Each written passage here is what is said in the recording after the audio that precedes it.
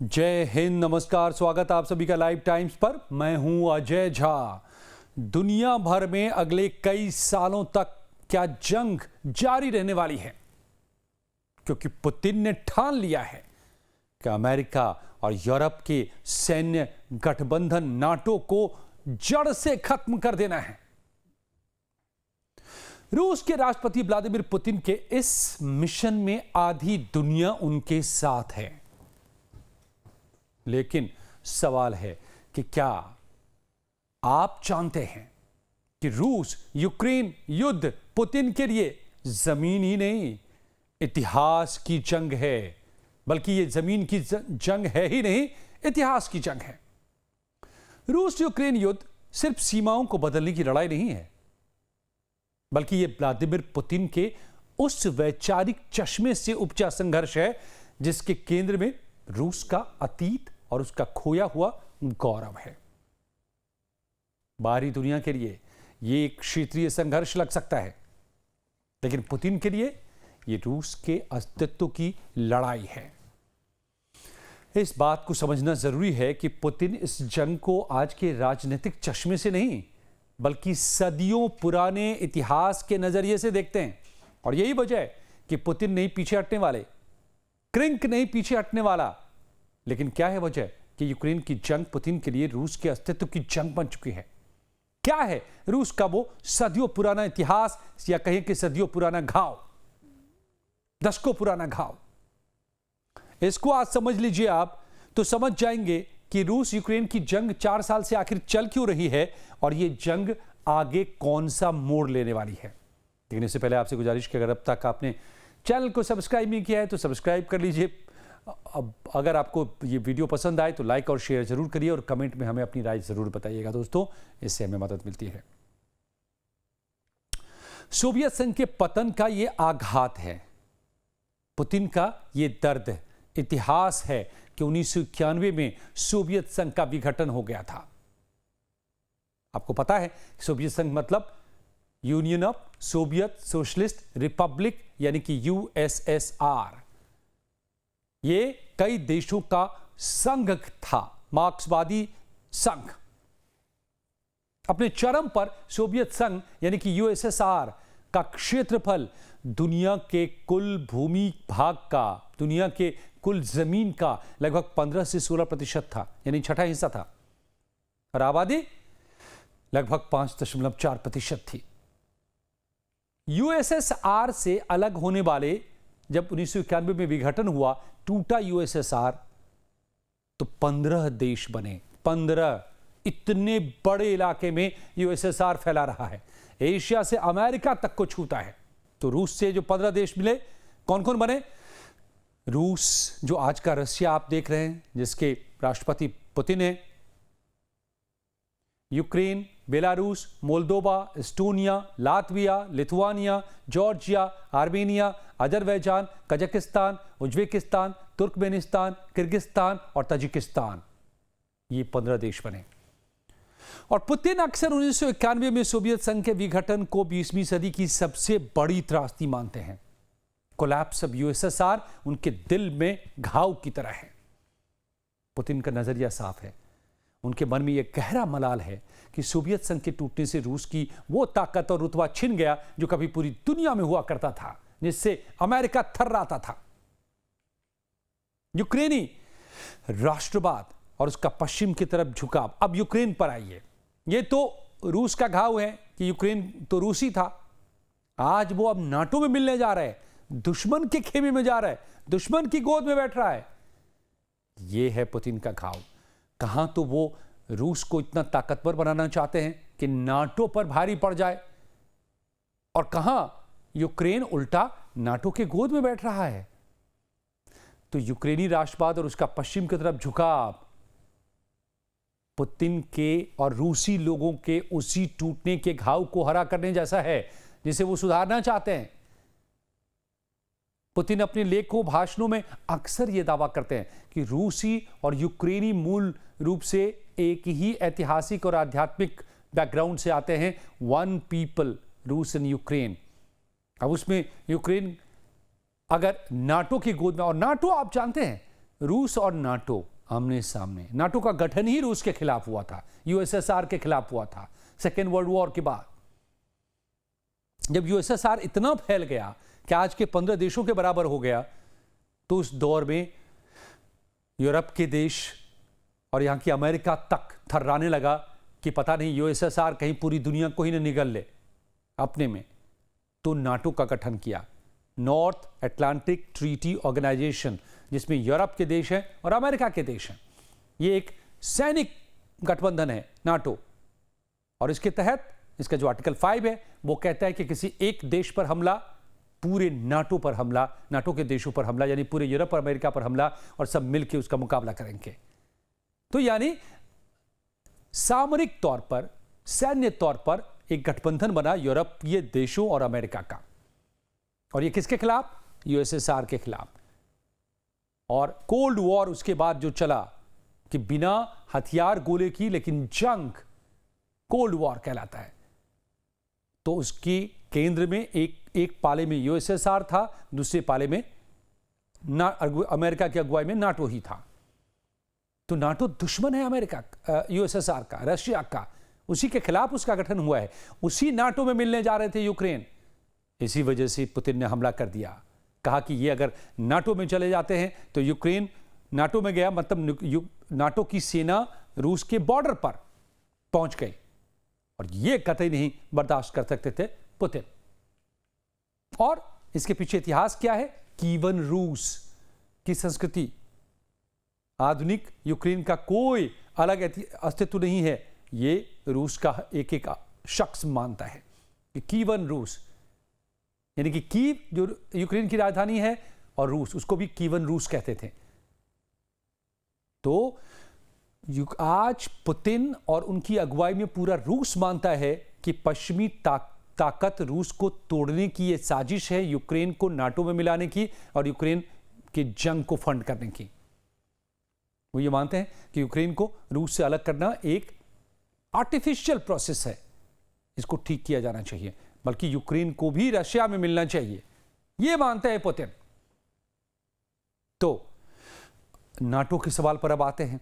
Putin अगर मानते हैं कि नाटो का पूर्व की ओर फैलाव, यूक्रेन तक विस्तार, यानी रूस के लिए सीधे खतरा। रूस है, यूक्रेन है, नाटो कंट्रीज है। नाटो कंट्रीज अगर यूक्रेन में भी आ गए, यानी रूस के दरवाजे पर आ गए, तो रूस की रणनीतिक सुरक्षा हमेशा के लिए खत्म हो जाएगी, और मॉस्को पश्चिमी ताकतों की सीधी पहुंच में आ जाएगा।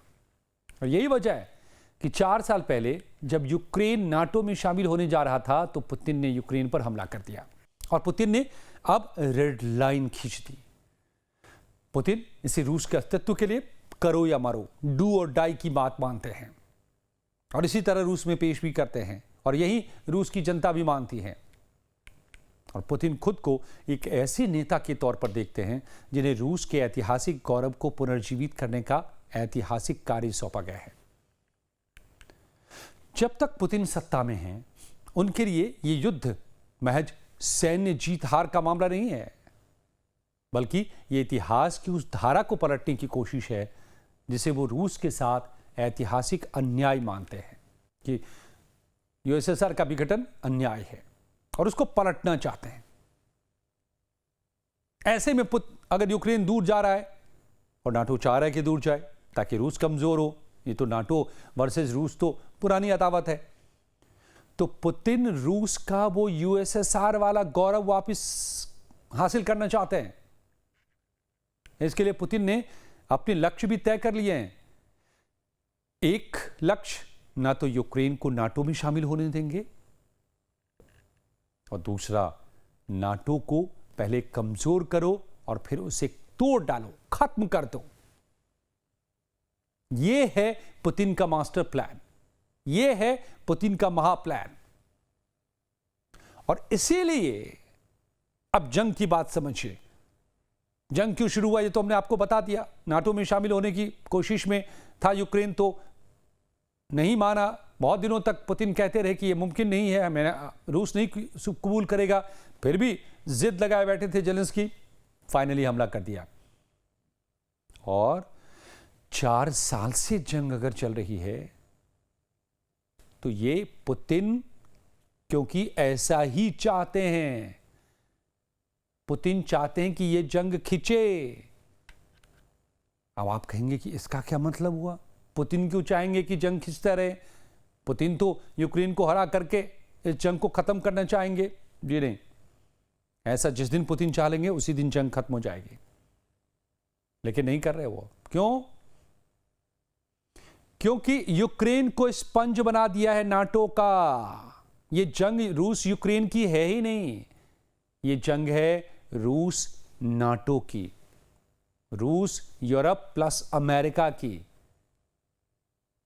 यूक्रेन जंग लड़ रहा है, अमेरिका, अब अमेरिका नहीं, अमेरिका ने फंडिंग बंद कर दी है। अब जो बाइडेन के दौर तक थी फंडिंग, तो यूरोप की फंडिंग से और अमेरिकी हथियार से और उसी लाइफ सपोर्ट पर, यानी नाटो की लाइफ सपोर्ट पर यूक्रेन जंग के मैदान में टिका है।